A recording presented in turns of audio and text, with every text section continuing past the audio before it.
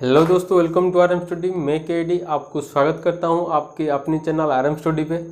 तो ये जो सेशन चल रहा है वो है आपका जो जितना भी आपका न्यूमेरिकल है उसके ऊपर ही चल रहा है। जितना आपके एग्जाम के लिए इम्पोर्टेंट है उसको हम डिस्कशन करते हुए चल रहे हैं। तो चलते हैं, इस सेशन को शानदार बनाते हैं। तो सेशन शुरू करने से पहले जो अभी इस चैनल में नए हैं वो प्लीज़ चैनल को सब्सक्राइब कर लीजिए और बेल आइकन को क्लिक करना ना भूलें, क्योंकि वीडियो के रिलेटेड हर अपडेट आपको नोटिफिकेशन के थ्रू से आता रहेगा। आप जो मुझसे टेलीग्राम में ज्वाइन करना चाहते हैं, टेलीग्राम चैनल का लिंक डिस्क्रिप्शन पे दिया हुआ है और इंस्टाग्राम चैनल का भी लिंक डिस्क्रिप्शन पे दिया हुआ है। आप उधर से पर्सनल डाउट मेरे को पूछ सकते हैं, मैं आपको उसका सल्यूशन करके दूंगा। और जिसका भी डाउट बहुत ही अच्छा रहेगा मैं उसको क्लास में डिस्कशन करूंगा, ठीक है। तो चलते हैं, आज के सेशन को शुरू करते हैं। तो आज के सेशन का जो पहला सवाल दिया गया है आपको, if A current of 2 ampere passes through a lamp of 200 second, the number of column of charge passing through that lamp in that time will be.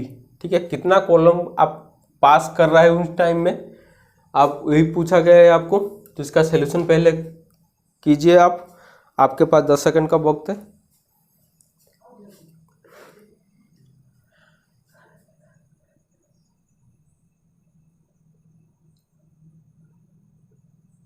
ये वाला इस तरह से सवाल आपको आता है, इसका फॉर्मूला के बारे में मैं आगे जिक्र किया था आपको। तो चलते हैं उसको सॉल्व करते हैं। तो आपको पता होगा Q is equal to I T, ये फार्मूला के बारे में शायद सबको पता होगा, Q is equal to I T के बारे में।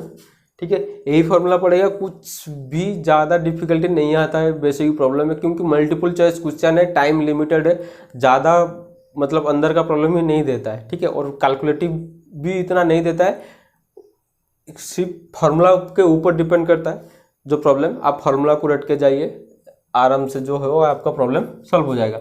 Q is equal to I T. ठीक है, करंट का वैल्यू कितना दिया गया है, करंट का वैल्यू दिया गया था आपको, ये आपका टाइम का दिया गया है।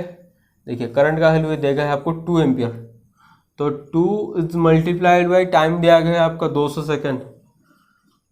ठीक है, तो आपका सोल्यूशन का आंसर कितना आ जाएगा, 400 कॉलम। ऑप्शन डी जो है इधर आपका सही आंसर है। तो इसका तो पता चल गया, ये जो फार्मूला है इस तरह सा फार्मूला आपको याद होना जरूरी है। ठीक है, तो दूसरा सवाल आपको दिया गया है, if the C V the capacitance, V V the potential difference and I be the current, then I by C V will be the unit of. ये वाला सवाल ना बहुत ही मतलब मजे हुआ जैसे सवाल है। ठीक है, बहुत ही अच्छा सब सवाल है, अगर आप उसको सॉल्व कर पाए तो। ठीक है, सॉल्व मेरे हिसाब से आप जरूर कर लेके एक बार ट्राई कीजिए, नहीं तो मैं आपको करवा दूंगा। पहले इस सवाल को थोड़ा समझने के मतलब चाहिए। तो सवाल आपको इस तरह से दिया गया है कि capacitance C will be the capacitance, B will be the potential difference, then I will be the current, then I by C V will be the unit of. ठीक है, तो I बाई सी वी के बारे में आपको पूछा गया है। मेरे हिसाब से इसका आंसर आप कर सकते हैं, ट्राई कीजिए। कौन सा फॉर्मूला इधर अप्लाई हो सकता है उसको भी देखिए। ठीक, तो चलते इसको हम पहले सोल्यूशन करते हैं। तो I बाई सी वी मैं इसको लिख सकता हूँ I बाई क्यू, क्योंकि Q is equal to C V. आपको तो ये पता है, सिंपल सी बात है ना। Q is equal to C V, किस किस को पता नहीं भाई, कितना पीछे हो, आगे आ जाओ। Q is equal to C V. ठीक है, तो I बाई सी वी को मैं I बाई क्यू भी लिख सकता हूँ ना। तो इधर मैं आपको I बाई क्यू के बदले, देखिए इधर Q के बदले मैं इधर आई टी लिख सकता हूँ, क्योंकि Q बाई आई टी ये भी फॉर्मूला मैं इधर अप्लाई कर सकता हूँ। सिंपल सी बात है, कोई भी डिफिकल्ट नहीं है, थोड़ा समझ के चलिए। Q is equal to I T भी इधर कर सकता हूँ, तो ये वाला नीचे का ये वाला नीचे का ही कट जाएगा। तो आपका क्या आ जाएगा, सिंपली आ जाएगा 1 बाई टी। 1 बाई टाइम किसका है, ये हो गया आपका फ्रीक्वेंसी का, क्योंकि frequency is equal to 1 by time period, 1 by T हम बोलते हैं, ये हो गया उसका। ठीक है, तो फ्रीक्वेंसी इसका सही आंसर। देखा किस तरह से जो आसानी से ये सॉल्व हो गया, कोई भी प्रॉब्लम डिफिकल्ट नहीं होता है पहले आपको प्रॉब्लम को समझने में देरी है। जितना आप प्रॉब्लम को समझते हुए चलेंगे उतना आपका प्रॉब्लम सॉल्व होता हुआ चलेगा। कोई भी इतना डिफिकल्ट नहीं है, पहले समझते हुए जाइए।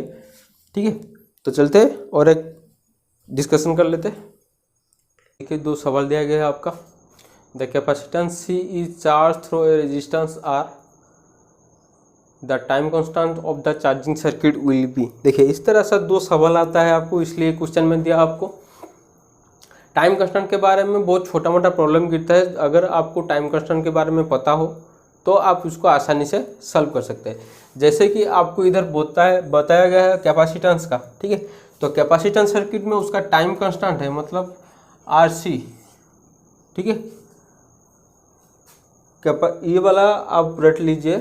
अगर आपको रेजिस्टेंस और कैपेसिटेंस सर्किट मतलब RC सर्किट का, ठीक है, RC सर्किट का टाइम कांस्टेंट के बारे में पूछा गया हो तो वही RC होगा उसका टाइम कांस्टेंट। पर अगर आपको इंडक्टिव सर्किट में पूछा गया हो, इंडक्टिव सर्किट के बारे में पूछा गया हो और अगर उसका आपको उधर टाइम कांस्टेंट के बारे में पूछा गया तो उसका टाइम कांस्टेंट आएगा L/R।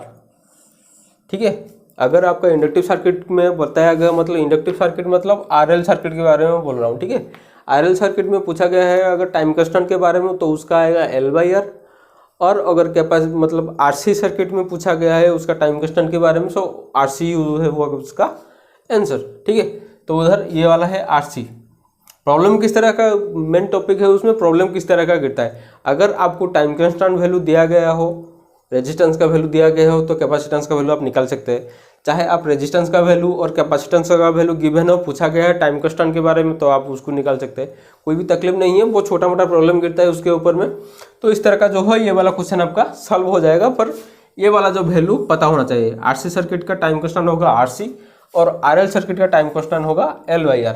ठीक है, सिर्फ वैल्यू ये जो फॉर्मूला का जो इंपॉर्टेंट है ये वाला आपको पता होना चाहिए, सिर्फ इतना ही।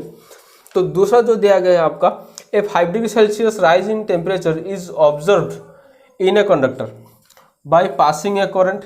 ठीक है, when the current is double then the rise the temperature will be. मतलब आपको एक पहला कंडीशन दिया गया है, उसमें बोला गया है कि एक 5 डिग्री सेल्सियस मतलब टेम्परेचर 5 डिग्री सेल्सियस राइज होता है। ठीक है, वो कहाँ से ऑब्जर्व होता है, बाय पासिंग द करंट। ठीक है, एक कंडक्टर में जब आप करंट पास करते हैं तो उसमें आपका 5 डिग्री सेल्सियस का टेम्परेचर जो हो राइज हो रहा है। ठीक है, पर क्वेश्चन क्या पूछा है आपको, when the current is double मतलब आपका कंडक्टर के अंदर से जो करंट दिया जा रहा है उसको अगर हम 2 गुना ज़्यादा कर देते हैं तो उसमें टेम्परेचर कितना ज़्यादा होगा। तो देखिए आपको पहले से मैं भी आपको बता चुका हूँ A = I²RT इसके बारे में। ठीक है, अब तो मैं आपको फॉर्मूला इधर लिख लिया हूँ, तो इस फॉर्मूला के बाद इसके बाद आप उसको मतलब वीडियो को पॉज कीजिए और उसका आंसर बताइए। आपके पास 10 सेकंड का वक्त है। बहुत ही आसान सवाल है, कोई इतना भी रटने का ज़रूरत नहीं है, आराम से आप उसको सवाल आसानी से दे सकते हैं। जितना जल्दी हो सके करें और कमेंट सेक्शन पे बताएं। तो इसका सोल्यूशन कुछ इस तरह से होगा। देखिए H और I ये दोनों डायरेक्टली प्रोपोर्शनल है ना। ठीक है, तो अगर मैं ये लिख सकता हूँ H is directly proportional to I², इस तरह से लिख सकता हूँ। हाँ, अगर मैं इस तरह से पूछूँ आपको तो आप जरूर हाँ कहेंगे, क्योंकि देखिए H = I² में लिख सकता हूँ क्योंकि डायरेक्टली प्रोपोर्शनल है। अगर मैं करंट में मतलब करंट को अगर ज़्यादा करूँगा तो आपका टेम्परेचर भी ज़्यादा होगा। ठीक है, पर इधर करंट कितना बोला गया है, करंट कितना हो रहा है, डबल। ठीक है, अगर मैं इधर इस तरह से करूं कि करंट डबल हो रहा है, स्क्वायर कर दूं तो क्या होगा 4I²। मतलब अगर मैं करंट को डबल करता हूं तो हीट आपका 4 गुना ज़्यादा हो जाएगा उधर। तो देखिए 5 डिग्री सेल्सियस था पहले, तो उस एक सिंपल जो जितना वैल्यू का अमाउंट का करंट आप पास करते हैं तो 5 डिग्री का जो करंट हीट जो है उधर जनरेट होता था। अगर उसके बाद मैं करंट को डबल कर देता हूँ, डबल करने के बाद क्या होगा, इधर मैं आपको सोल्यूशन से बता दिया कि 4 गुना ज़्यादा होगा। तो 4 गुना ज़्यादा होगा मतलब 5 × 4 तो कितना हो जाएगा 20 जो होगा आपका आंसर है। देखिए क्वेश्चन में 20 कहाँ पे, देखिए ऑप्शन डी में है आपका 20 डिग्री सेल्सियस, ये आपका होगा सही आंसर, क्योंकि 5 डिग्री सेल्सियस जो राइज होता था कितना टाइम ज़्यादा होगा, अभी 4 गुना ज़्यादा हो जाएगा। तो 4 गुना ज़्यादा होने से आपका 5 डिग्री सेल्सियस आगे कहाँ तक आ जाएगा, 20 डिग्री सेल्सियस तक। ठीक है, तो इस तरह का जो है टेम्परेचर वर्क करता है हमारे कंडक्टर में। तो अब बात करते हैं अगले क्वेश्चन के बारे में। ये आप 2 सवाल देख रहे हैं। The current in a 960 watt and 240 volt heater is operated at 200 volt is. आपका इधर करंट पूछा गया है आपको। ठीक है, आप जल्दी से जल्दी इसको सॉल्व कीजिए। 10 सेकंड का वक्त है आपके पास, जितना जल्दी हो सके उसको सॉल्व कीजिए, क्योंकि आसान है, बहुत जल्दी भी हुए सॉल्व हो जाएगा, कोई दिक्कत नहीं है इस तरह।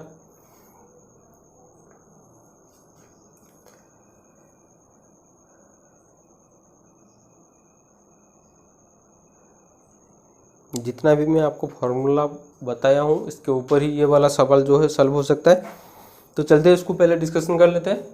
देखिए क्या बोला गया है इसमें, आपको करंट का बारे में पूछा गया है, जो कि एक 960 वाट का और 240 वोल्ट का एक हीटर आपको दिया गया है, जिसमें आपको ऑपरेट करना है 200 वाट, मतलब ये वाला है उसका रेटिंग। ठीक है, पर आपको 200 वोल्ट में अगर उसको आप ऑपरेट करेंगे तो उसका अंदर से कितना करंट फ्लो होगा, ये आपको पूछा गया है। सिंपल सी बात है, आप उसको आसानी से सॉल्व कर सकते हैं। तो ये देखिए किस तरह से सॉल्व होता है। तो मैं ये कर सकता हूँ ना, P is equal to V square by R, ये जो फॉर्मूला आपको पता होगा, P is equal to V square by R, ये फॉर्मूला के बारे में। तो इस फॉर्मूला को देखिए, इधर वाटेज दिया गया है, वोल्टेज दिया गया है, आपको कौन सा वैल्यू ज़रूरत है जिसके वजह से आप फिर करंट निकाल सकते हैं। तो इधर से मैं अगर रेजिस्टेंस का वैल्यू निकाल लूँ तो आराम से सॉल्व हो जाएगा। तो R is equal to V square by P कर सकता हूँ मैं। तो V का कितना दिया गया है 240 मल्टीप्लाइड बाई 240, क्योंकि वी स्क्वायर है। पावर कितना दिया गया है आपका 960। इसको अगर मैं सॉल्व करता हूँ तो यह आपका 3 में कट जाएगा, तो 60 आ रहा है आपका, रेजिस्टेंस का वैल्यू आपका 60 आ रहा है। ठीक है, तो करंट निकालने के लिए क्या करूँ, I is equal to V by R कर सकता हूँ। तो V कितना दिया गया है, देखिए second value 200 volt is divide by R, resistance कितना निकला है आपका 60। ठीक है, तो ये वाला कर सकता हूँ 10 मल्टीप्लाइड बाई 3। ऑप्शन में देखिए 10 डिवाइड बाई 3, ऑप्शन आई भी है 10 डिवाइड बाई 3। देखिए आसान सा कैसा आसान सा सॉल्व हो सकता है। ये जो जितना भी प्रॉब्लम है ना, कोई दिक्कत नहीं है, सिर्फ आपकी समझने और सॉल्व करने में ही देरी है। जितना आप समझेंगे उतना जल्दी आप सॉल्व करते होंगे। ये मैं आगे भी बोल चुका हूँ और अभी भी बोलता हूँ। प्रॉब्लम एक ऐसा चैप्टर है, पहले आप उसका जो कंसेप्ट तक पहुँचे, कंसेप्ट में क्या है आपका और क्वेश्चन में क्या दिया गया है, इसको कंपेयर करके ही आप उसको सॉल्व कर सकते हैं। इसमें कोई ज़रूरत नहीं है रट्टा मारने के लिए, क्योंकि प्रॉब्लम को आज तक तो मैं ऐसा कोई नहीं देखा हूँ कि प्रॉब्लम को रट्टा मार के याद कर सकता है, क्योंकि प्रॉब्लम एक स्टेप वाइज होता है, कोई डायरेक्ट आएगा उसका कोई गारंटी नहीं है। ठीक है, आपको सिर्फ फार्मूला रट्टा मारेंगे ये सही है, पर प्रॉब्लम को तो रट्टा नहीं मार सकते हैं ना। तो इसलिए कंसेप्ट आप क्लियर होते हुए चलेंगे, जितना हो सके आप कंसेप्ट क्लियर हुए और आंसर दीजिए, बहुत ही आसानी से वो आपका सॉल्व हो जाएगा। तो इस तरह से हम चलते हैं दूसरे क्वेश्चन के ऊपर। दूसरा क्वेश्चन में आपको दिया गया है, of the 2 bulb in a house, आपका घर में 2 बल्ब लगाया गया है, जिसमें से एक आपका ब्राइटर जल रहा है और दूसरा आपका पहले और एक बार क्वेश्चन पढ़ लेते हैं। Of the 2 bulb in a house, 1 glow brighter then the other, which of the 2 bulb larger resistance. मतलब आपका घर में 2 बल्ब लगाया है, एक बल्ब ब्राइटर जल रहा है अदर से। ठीक है, तो पूछा गया है सवाल क्या है उसमें कि इनमें से सबसे ज़्यादा रेजिस्टेंस कौन सा है, जिसका वाटेज कम है वो किस तरह सा जलेगा, डिम। सही सी बात है ना, जिसका वाटेज कम है वो डिम लाइट ही देगा आपको। तो ऑप्शन आई इधर सही आंसर है, कोई भी दिक्कत नहीं। ये सवाल खास करके ज़्यादा पूछा जाता है, क्योंकि बहुत सारे ये कंफ्यूज हो जाता है, क्योंकि ब्राइटर बल्ब और जो लेजर बल्ब में थोड़ा डिफरेंस होता है। क्योंकि पहले क्लास में भी मैं आपको कुछ इस तरह से प्रॉब्लम पूछ चुका हूँ, क्योंकि उस प्रॉब्लम में भी कुछ इस तरह से ट्रिक था कि पैरेलल में कनेक्शन करने से कौन सा बल्ब फ्यूज होता है, सीरीज में कनेक्शन करने से कौन सा बल्ब फ्यूज होता है, वो वाला जो कॉन्सेप्ट पहले क्लास में डिस्कशन करा हुआ था। ठीक है, मतलब वही है ना, मतलब पावर का यही वाला एक प्रॉब्लम है, सिर्फ आप उसको समझते चलिए, बहुत अच्छा तरह से वो सॉल्व होता हुआ चलेगा। ठीक है, अब है आपका होमवर्क का बारी। होमवर्क में इधर ज़्यादा आपको डिफिकल्ट नहीं दूंगा, क्योंकि इतना डीप से तो नहीं आता है, सिर्फ रिवाइज करने के लिए मैं आपको कुछ पूछता हूँ, सिर्फ उसका आप आसानी से उसका हल कर दीजिए, वही सही होगा मेरे लिए। जितना आप कितना समझेंगे हुए है, मैं इसको देखते हुए चलूँगा।